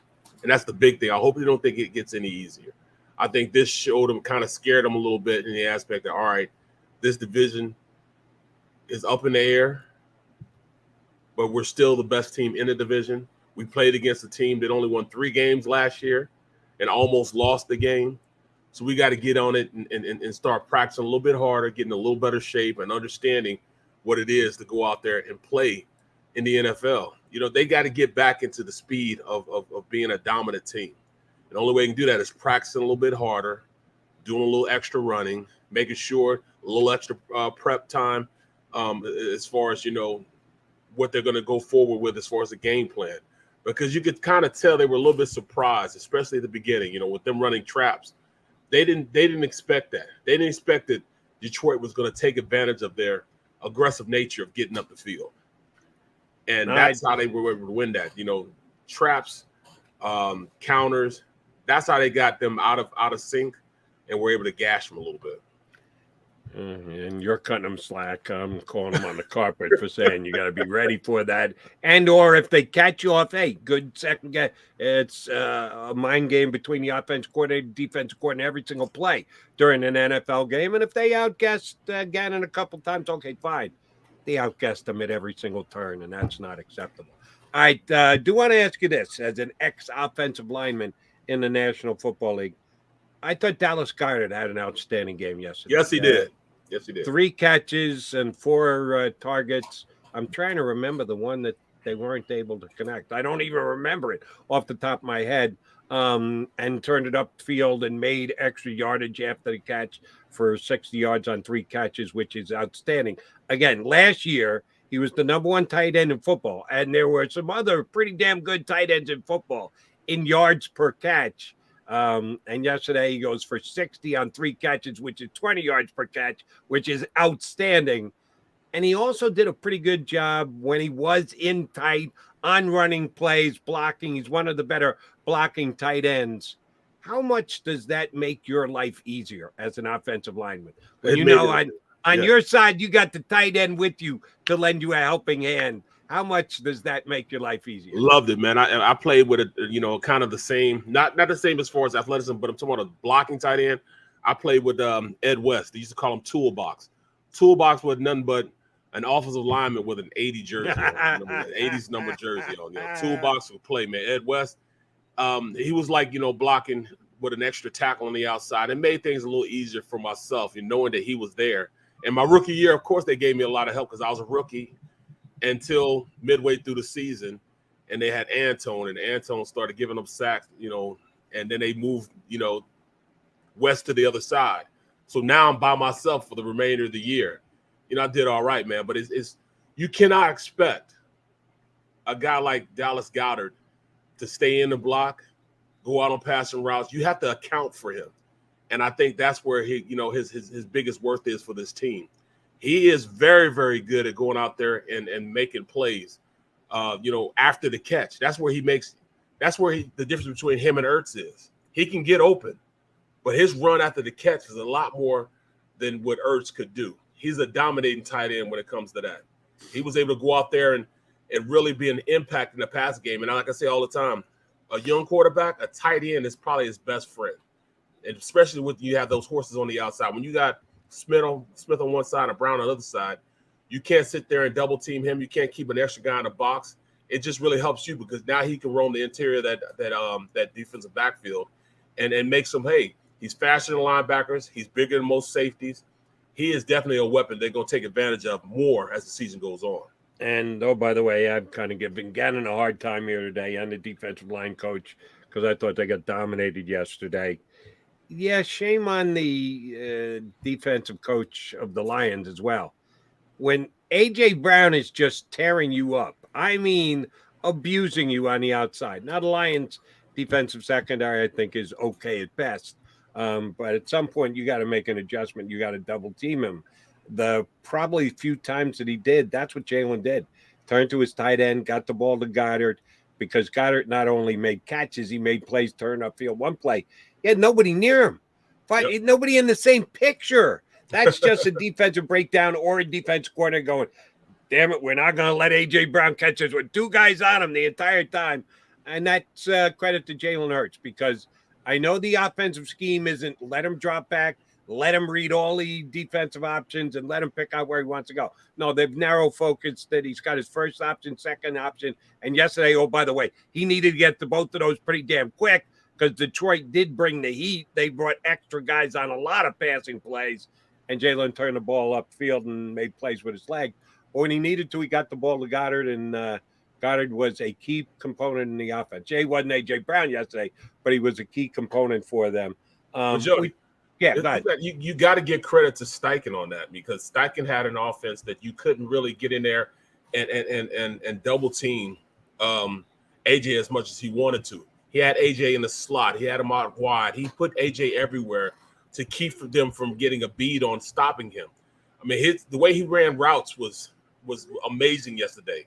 Like, he was stem guys so far out. He just stem guys almost 3 or 4 steps to the outside and then go in on the slant play. And it was almost unstoppable. They even tried to bring a linebacker and fade him out to that side. He was still able, Jalen Hurts, credit him, he was still able to get the ball to him on a slant play. And then the run after the catch, was amazing also. You could tell those two were in sync. And there's no tougher wide receiver in the league when he's on like that than A.J. Brown. I mean, he even showed some speed going down. And the way he caught that deep 9 route pass, he took off, but then he slowed down enough, bodied up the DB, and then as soon as the ball was in the air and going to get it, he accelerated then to catch it. That's just a wide receiver understanding how to run routes, how to manipulate in the defense, and just being a better football player than the DB had on it, which was a first rounder. He had a first rounder on him, held him back on his hip, was able to catch the long pass play, and then yards after the catch. If he had like 2 more seconds, he'd have probably scored, because that DB was falling off him and he was going. And if it weren't for the safety coming back over the top, he probably would have scored on that play. And oh, by the way, one last note: we'll get a timeout in here, and Brandon Lee Gouton of Bleeding Green Nation, BLG, is going to hop aboard, and we'll get all his thoughts on the 38-35 Eagles win. For Quez Watkins. Good job on the kickoff returns, Quez. He had 3 kickoff returns, didn't muff any of them, didn't break one, but didn't do a bad job on them. And it's a good thing he was involved in the kickoff returns, because, I'm still waiting for the first pass to go Quez's way. He was a non-factor on offense yesterday, because A.J. Brown got 13 targets. 13-0. And I know Quez is not A.J. Watkins, but that was a little surprise. Devontae only had 4 targets, and they did not connect on any of them. Am I nitpicking here? Because I want to sing the praises of the offense putting up a 38 spot. The fact that they didn't spread the ball around? Well, I mean, they tried to. He did go to Smitty 4 times. Smitty caught it 1, but it was a penalty, holding penalty by the offensive line. So it got, nullified. He did have 1 catch, but, Smitty didn't have a catch. Watkins didn't have a catch. But you got other weapons. You saw how this team, Gainwell, he got a couple catches. This team can be very versatile. Miles Sanders got some catches, some check down. Zach Pascal got 1 catch for 7 yards. Yeah, made a nice play on the ball. Yep. Noah Taglioa, Tagaya, whatever his name is. Tungiai, yeah. He was targeted once, dropped it. But, I mean, he was trying to disperse the ball. Jalen Hurts was trying to disperse the ball as well as he could. But, hey, if he throws it to you, you don't catch it, it's not his fault. You get it to you. You got to be able to catch it. All right, he is Barrett Brooks. I'm Jody McDonald. We are your Birds 365 duo today. Johnny Mack coming back from Detroit. He'll be back here tomorrow. We've got Big B sitting in for him today. We've got Brandon Lee Gout, another Big B in his own right. There aren't too many guys that get to look down at Barrett Brooks. Brandon Lee Gout actually happens to be one of them. A big boy. Yeah, we'll punch up BLG next. Keep it here on Birds 365.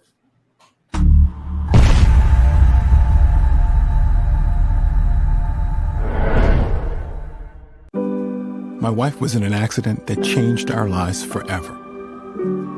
She was in rehabilitation for years. She had to learn to walk again. She couldn't take care of herself. We couldn't afford a nurse. We were running out of options. One conversation with Pond Lee Hockey changed everything. They understood what we were going through and immediately helped us navigate the legal process. We can't thank them enough. Pond Lehocky. Tell us your story. Go for the poles and the pools. Go for the oohs and the ahs. Go for the bubbles and the bubbly. Go for the story and the stories. Go for the win. Go to Ocean Casino Resort. Book your trip at theoceanac.com. It's the #1 news at 10 p.m. Action News on PHL 17. Join Shari Williams, Gray Hall, Deuces Rogers, and meteorologist Adam Joseph for all the big stories at a time that's right for you. Action News at 10 p.m. on PHL 17. I get scared sometimes. Of a lot of things. Joining in. Decisions. The dark. The dark. But I once heard someone say, but as I always say, it's okay to be afraid. As long as you face the fear. And keep moving forward. Wherever you are in life, count on the name trusted in insurance for over 80 years. Independence Blue Cross.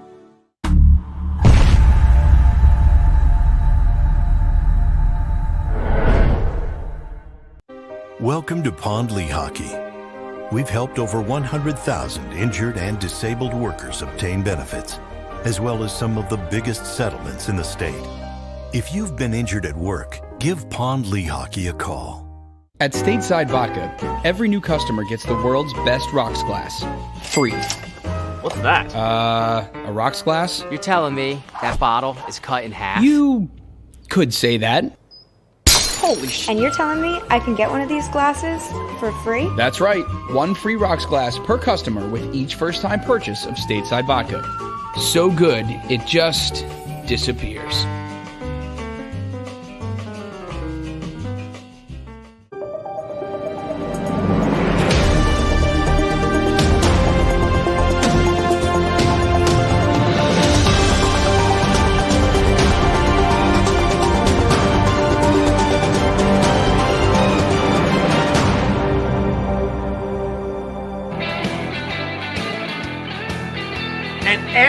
Victory Monday here on Birds 365. Barrett Brookson for Johnny Mack with me, Jody Mack.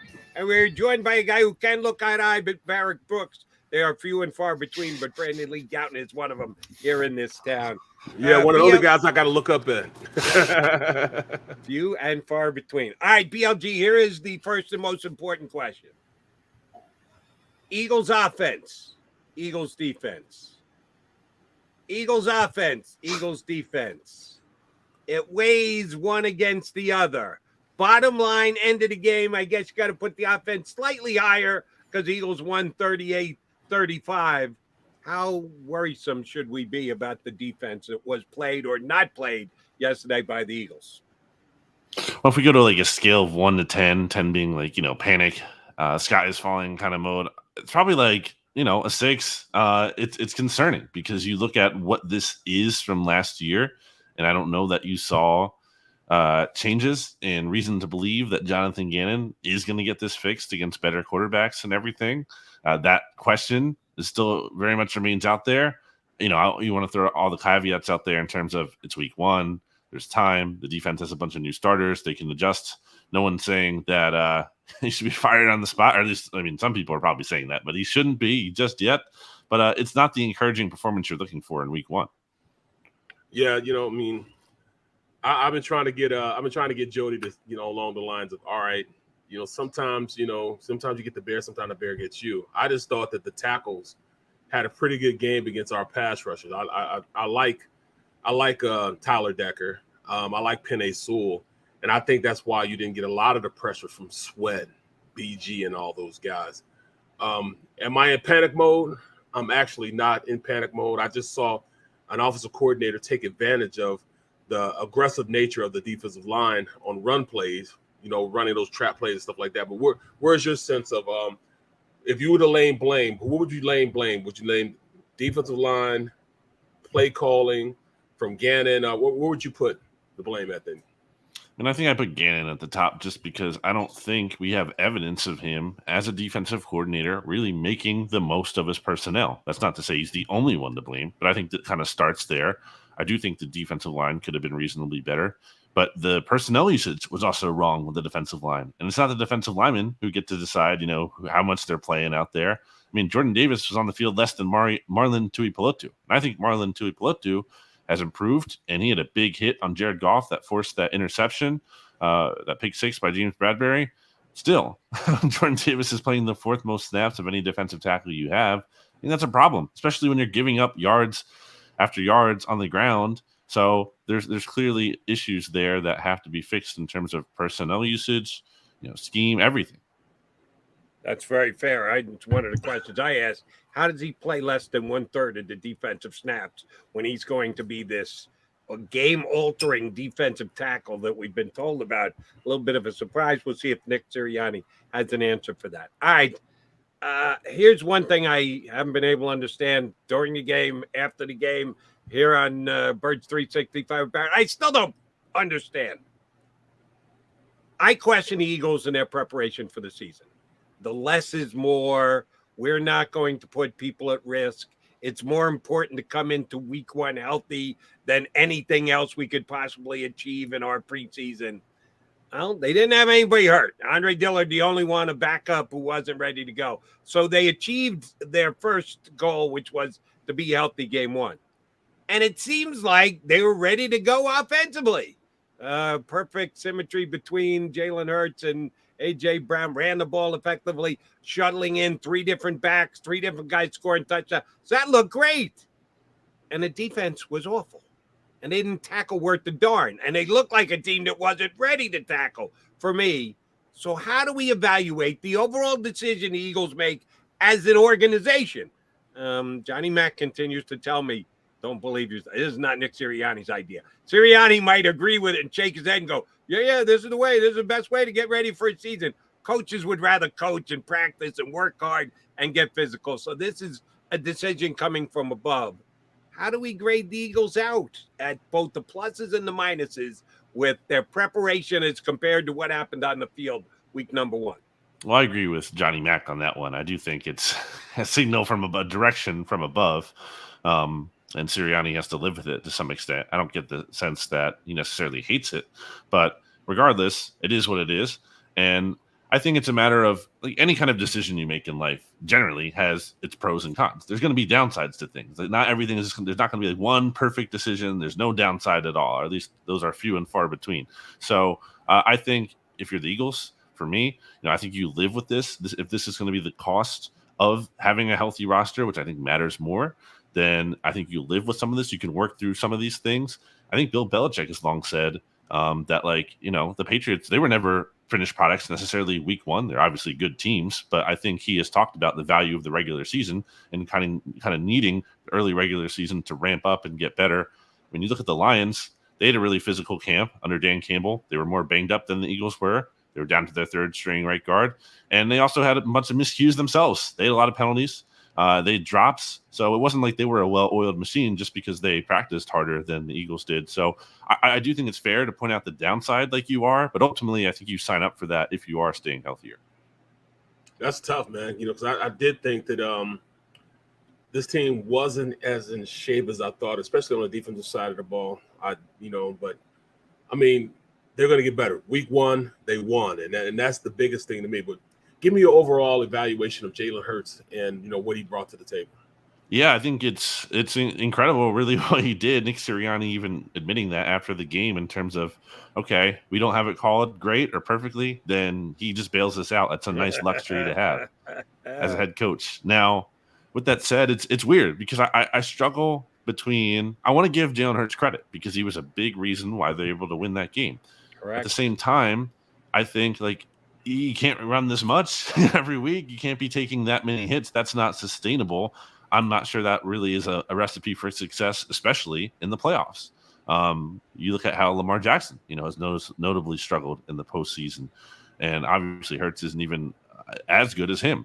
I think you have to, at some point here, be controlling the game with your arm, and he didn't really necessarily do that. He made some good throws and he wasn't a liability. He didn't turn the ball over. But so for this game, I thought it was good. You get the win, you move on, but you still need to see a lot more, especially as a passer. And, look, having A.J. Brown's going to help with that for sure. And we saw that with 155 yards, a historic debut for him. But I'm wanting to see more. It's not like this game from is Jalen Hurts. Yes, it's not like this radically, changed my opinion on him. You think he got better though from last year to this year? I have a tough time answering that. Like, did he do anything that we saw that that's a night and day different play? Like, we know he's a good runner. Did he do anything? Yes, he had a good throw, obviously down the field to A.J. Brown. He had another good throw on a slant in timing to get into, I believe, goal-to-goal territory. So, yes, there were some levels of improvement. I don't think this is a radically different player, especially as a passer. I don't know about radically, but I thought he had a damn good game and better than most games last year. We discussed this earlier in the show. See if you're on the same page we are. Are we obligated to send Dan Campbell a thank you card for his decision to try and stop the clock at the end of the first half and set it up for the Eagles to get a score before they got off the field? And then his, yes, as you play the results, ill-advised attempt at an onside kick. The Eagles got a little bit of a helping hand from the other team yesterday, did they not? Yeah, if I'm a Lions fan, I wouldn't mind the onside kick as much, just from a standpoint of the Lions defense was not stopping the Eagles offense much at all, and they kind of needed something to get them either inspired or steal a possession somewhere. So that one I think you can live with if you're a Lions fan. The other one, the first one, the timeout, yeah, that's a little less forgivable. Even if the Lions somehow get the ball back there, I mean, how much time were they going to have left in the half? I mean, best case scenario, they attempt a long field goal, maybe. But yeah, the Eagles kind of got a break there. Man. I think that, what you saw from this team is the ability to go out there, even in shaky circumstances, to win football games. They won because they were supposed to win. I'm not like on Jody Mack or even your assessment of this defense being as bad as what we think it is. I think, they may have gotten out coached in the first half. They made adjustments, came out the second half and stopped that play, which was the draw play and the trap plays up the middle. They stopped that. But you can't hold the reins back on a defensive line and say, hey, stop rushing up the field, because that's the way they create pressure. That's what they have to do. Going to the second half, the fact that Swift then turned around and really started running a rock on them, that's where I have a concern from. But I think it's more so not Gannon's play calling, but it's the guys up front that didn't do their job. I'm not bashing Gannon. I will say this: I think he was more aggressive in his play calling. He could have been a little more aggressive, but I do think that Gannon learned, and he didn't drop Hassan Reddick as much as people are giving saying he didn't. I mean, maybe 2 or 3 times, but at the end of the day, he brought blitzes. He brought cat blitzes from the outside. Avonte Maddox came from the safety position, wide corner blitzes. He did those things that we've been asking him to do. So I'm not on that bandwagon, but I think Gannon called a pretty good game. Where are you at with that? I think again, I think there's issues we see dating back to last year, and again, it's week 1, so it's not a final grading by any means, but at the end of this year, this can't just be an average defense. That's not good enough. Right. If they're top 16, anywhere from top 12 to 6, that's a good defense or solid defense. But that's not good enough. With the talent they have to be a very good defense. Yes, they have to be like a top quarter of the league kind of defense. That should be the expectation. Anything mediocre with the talent they have is, I think, a failure. I do think, to your point, Barrett, there is some heat that should be on the defensive line. That's part of it. I mean, Fletcher Cox, you brought him back for $14 million. He had the sack yesterday, but I mean, that was kind of a little bit of a gift with Jared Goff having to pick the ball. Snap. Yeah, that's your only sack all game is a fumbled snap from an exchange from the center to the quarterback. Not doing backflips over that one. No, and I just don't think either him. I don't think he looks anything like the player he used to be. And then Hargrave, I thought was kind of quiet, and that's been happening for as good as he's been at times over the past 2 years. He's had some really cold stretches. So, yeah. All right, this one may not go over well, and again, because they played as poorly as they did yesterday, I'm saying it. I'm on the record. The defense played like crap yesterday. Doesn't mean they're going to do so again this week. and they better not, because the Vikings come in as a significantly better offense than the Lions are, and Justin Jefferson, as good as we think A.J. Brown looked, Justin Jefferson did even more yesterday for the Vikings. And Darius Slay was part of the issue yesterday. He got beat a couple of times, BLG. And I know that he's one of the best corners in football. His track record, his career puts him in that lofty conversation. He didn't belong there yesterday. He got beat a couple of times. Are they going to let him go mano a mano next week against Justin Jefferson? Adam Thielen's a damn good number 2.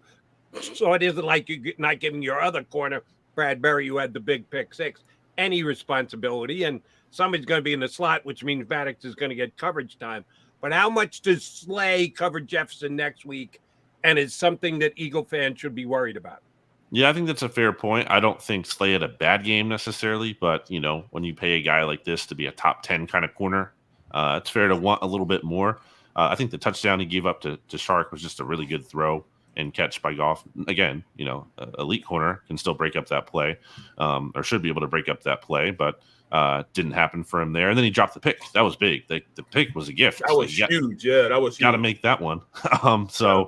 And he took, responsibility for that after the game. He admitted as much. But, yeah, I do think we will see Slay on Justin Jefferson. And I don't think it'll matter because that guy is really, really good. I mean, that guy could, be the MVP of the league. I know there hasn't been a receiver MVP, and I don't know how long, but, he is that kind of level of a player, of a difference maker.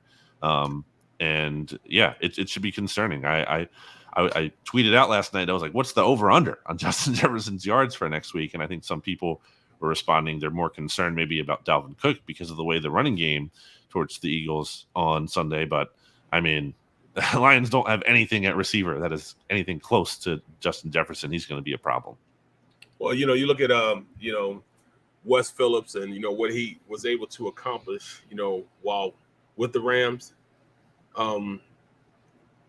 The schematics that he brought to the table while there, when he has that combination with quarterback and receiver was the best we've ever seen. He brought the same scheme here to the Vikings. Schematically, it's going to be hard to really put yourself in a position to stop them. I think our defense is a lot better than they were last year. I think that you'll see a lot better effort from the defensive line as you saw this last game. I am not out on all. I'm not out at all on Gannon right now. I keep saying it, how do you implement stopping the run with Davis more and having him being more of an impact with only having less than 20? Was it less than 20 snaps that he had? It's 22, I think. Or 22. Okay. Do you see Davis making more of a presence this next game going forward? Because they have to stop the run to keep the pass from really killing them. That's what we need to see from Jonathan Gannon. This is, week 1. You're figuring some things out. Does he adjust? Does he take, feedback and criticism? Does he self-scout and realize, okay, we can improve here. We can apply these adjustments, make some improvements. That's going to be important to see. And I think that should be an obvious one. I think they're going to probably talk about when Jonathan Gannon speaks to the media this week and Nick Sirianni today again about, maybe some of these things are matchup specific. I mean, that's all well and good, and there's some level of truth to that. But at the same time, Jordan Davis is a really good and special player. And when you're struggling against the run, maybe he should be in a little bit more, especially in on those early downs. I mean, first down. Early in the game, I don't think he really got into the red zone or down there. It's the damage is kind of done here, guys. Can we get him in on the early downs? Maybe you don't get to the red zone. So yeah, I think that's something they have to tweak. Yeah, BLG, and that's the problem right there. The Achilles heel all last year was the offensive output the teams had on first down. They were killing people on first. I mean, they would get killed by people on first down. They would be 2nd and 2, 2nd and 4, instead of being 3rd and 10. That's where I thought that you should put in Davis on first down, start the game off, get things going in the right direction with the run, because they started out running the rock. I do have a bone to pick with him in that aspect. You didn't see him until later on in the first quarter, and that's by then, like you said, it's too late. Is it because they think he's out of shape, or do you think that he's just not ready at this point to go in and implement him full time as a player? Yeah, I think that's a fair question. Going back to the snap count at Georgia, something to monitor. I don't have any evidence that would say he's out of shape, and he shouldn't be out of shape early in the game when it's starting, and he hasn't played a ton. So, yeah, I mean, all that. It's not like he's going to play. I mean, Fletcher Cox and Hargrave led the Eagles' defensive tackles and playing percentage at like 50, just under 60%, basically, just a little bit over 50. So it's not like, he's going to play the whole game and anyone's asking for that. But, there's some kind of happy medium there between how low he was and that amount. No surprise. That's all we're saying. Two things. Number one, do you know what time Nick Sirianni is scheduled to talk? And do you believe that will be one of the key questions as to the way that they deployed their people yesterday? I got to believe it's at the top of the list because you guys are going to ask about it as well. You should. When does he answer why so few snaps for Jordan Davis today? Well, that'll be at 2:45 today. And then I believe we'll hear from Jonathan Gannon at some point. Either Tuesday or Wednesday, depends, because the Eagles play on Monday next week, so they push their media schedule back a day typically, but I don't know that for sure. So yeah, he definitely will be asked about that. And again, I think it's going to be, a mix of, we're looking at things we can adjust still. It's week one, and a mix of like we have matchup specific things. We're happy with where Jordan is, something along those lines. All right, BLG, I'm taking a peek here at the Dallas Cowboys schedule. They got beat last night. Their quarterback needs surgery on his thumb, guaranteed to miss at least 2 weeks, probably 3, maybe 4, goes to IR. Cincinnati next week, home again at the Giants the week after, Washington at home, and then at the Rams before they come here to Philadelphia. Could the Cowboys come in 1-4? Could they be 1-4 when they show up here in Philadelphia in week 6? They could. I mean, who's their quarterback? Cooper Rush? Cooper Rush. No, Cooper Barrett Rush, was baby. talking him up last hour. He won for him last year. He's 1-0 last year. 1-0, baby. He was. Minnesota. He also had a much better supporting cast then than he does now with, Amari Cooper was still there. They had La'el Collins still. They had Tyron Smith, I think, at the time. Yep. Oh, yeah. Much better supporting. Cedric Wilson. They had Cedric Wilson. Yeah, Williams. That's the thing. I mean, even like the Dak injury is huge, but they lost their starting left guard last night who was playing because Tyler Smith had to move out to left tackle because they lost Tyron Smith. They also starting safety Jaron Kearse was out leaving the game on crutches. So it's not even just Dak. Like they're losing key starters elsewhere. They're not in good shape. Good. Cowboys could be buried by the time they got here. Eagle fans have to love that. But I will give Tyler Smith, because I kept an eye on him last night in the game. He did not play badly. I thought he could be taken advantage of moving back out to left tackle. Jason Peters wasn't even activated, but you wouldn't have put him into the game because he was playing well. But that's you're our right. secret weapon when we play him. That's our secret weapon. Offensive line does look like it's not going to be up to snuff and could be a major setback for the Giants. And anything else around the league grab your attention, BLG, above and beyond the Birds, finding a way to win 38-35? Anything else in the NFL really make you stop and take notice? Well, it's really annoying for the Eagles that the Saints ended up winning against the Falcons. No team knows how to snatch defeat from the jaws of victory better than the Atlanta Falcons, who were up 16 points with just under 13, I believe, in the fourth quarter. And it's looking like, this is a nice sign for that Eagles first round pick that the Saints they have from the Saints in the 2023 NFL draft. But sure enough, Falcons blew it like they always do. No matter who the coach is, who the quarterback is, who the GM does, they find a way to blow it.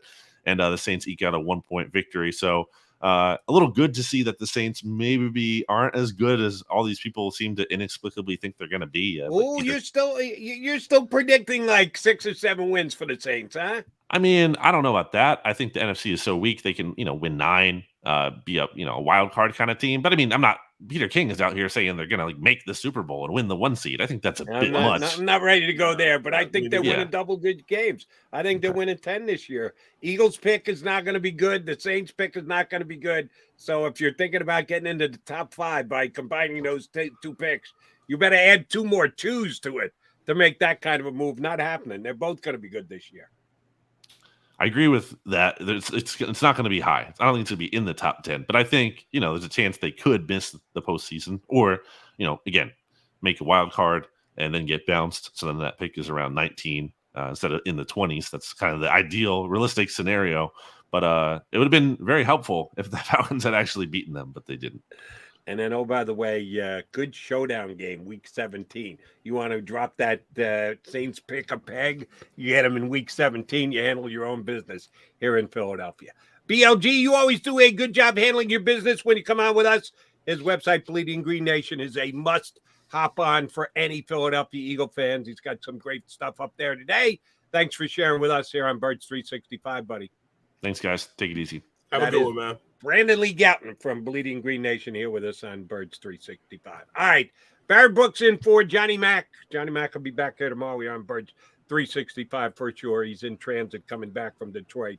Got a couple more things I got to run by Big B before we put a bow on the show here on Birds 365.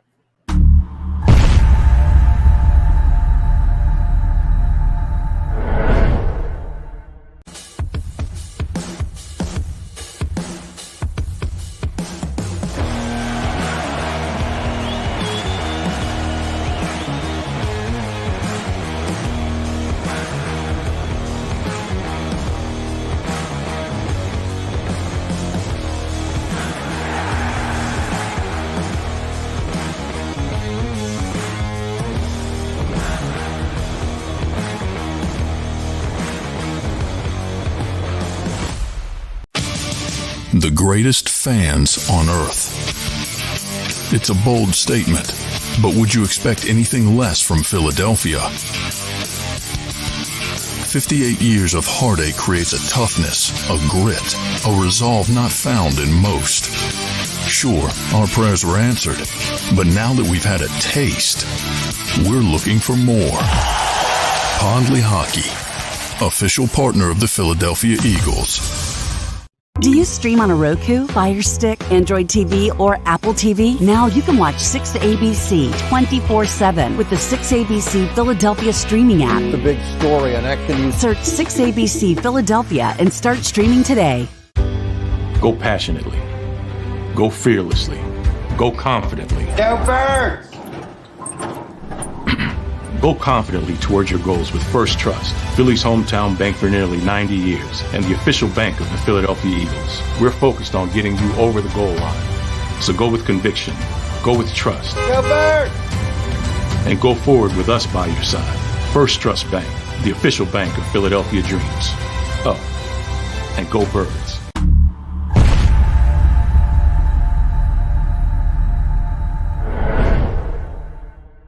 Welcome to Pondley Hockey, the largest workers' compensation law firm in Pennsylvania. With over 250 years of combined courtroom experience, we've helped over 100,000 injured and disabled workers obtain benefits, as well as some of the biggest settlements in the state.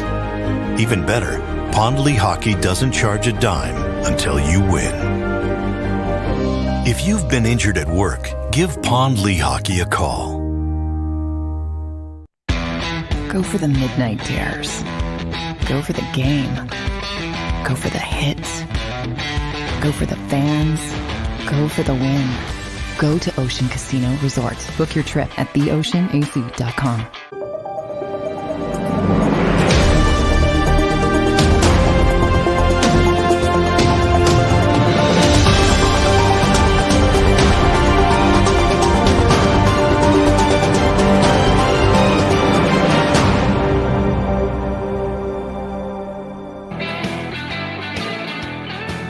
Barrett Brooks in for Johnny Mac with me, Jody Mac, on Birds 365.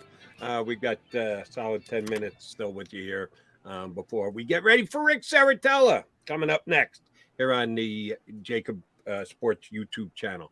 All right, B, I do need to address this, and I'm sure we're going to talk about this Tuesday and Wednesday, and then Thursday and Friday, and then Monday again as well, because remember, Eagles-Vikings is Monday night next week. On our stream here, got a Viking fan checking in who's ready to skull up against the Eagles, and did mention that this is a major revenge match for the Vikings for 2017 and what the Eagles did to them in a championship game, which was a beatdown and a half. That was now 5 years ago. Five. We Count played them, Barrett. since then. 5 years ago when the Eagles did what they did to the Vikings. Oh, by the way, they've since played twice in the regular season. Exactly. And the Vikings have beaten them both times. Sorry to say, Eagle fans, but the Vikings won in 2018. After that, the playoff game was actually early 2018. Regular season 2018, Vikings beat the Eagles. 2019 in Minnesota, the Vikings kind of smacked the Eagles around. It wasn't even a competitive game. Put up almost 40 points. So the whole revenge thing, oh, this is going to be a revenge game for the Minnesota Vikings. Please stop. That's out.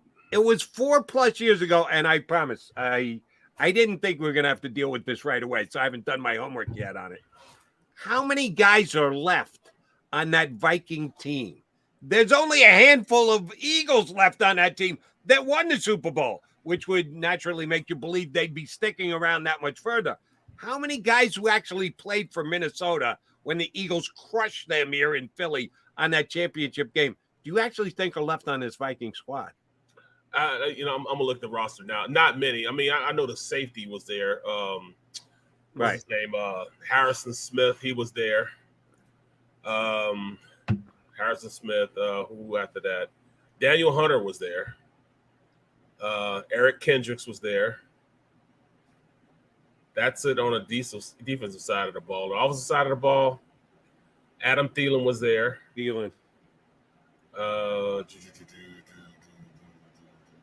Kirk Cousins was there. Irv Smith was there. And Dalvin Cook was there. Other than that. Well, so it's actually, I'll say that it's more than I thought. I thought it would be 2 or 3. It's more like 6.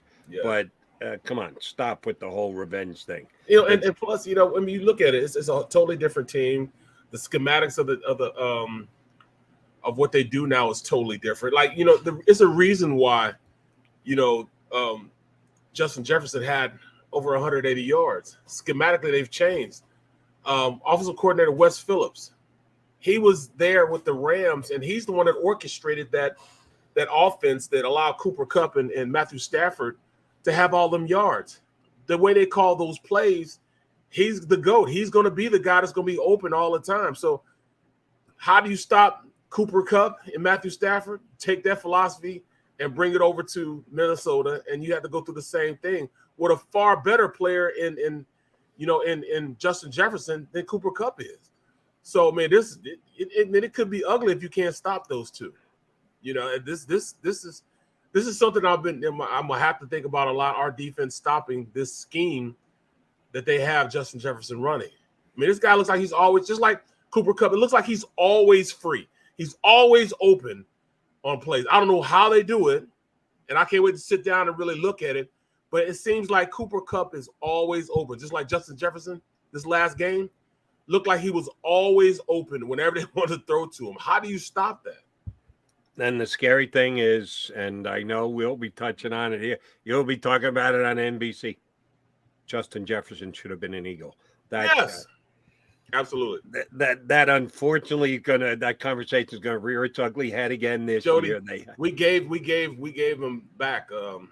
We gave him back. Their guy, Jalen Reagor. We gave him back to us. So now you owe us. Give us Jefferson back.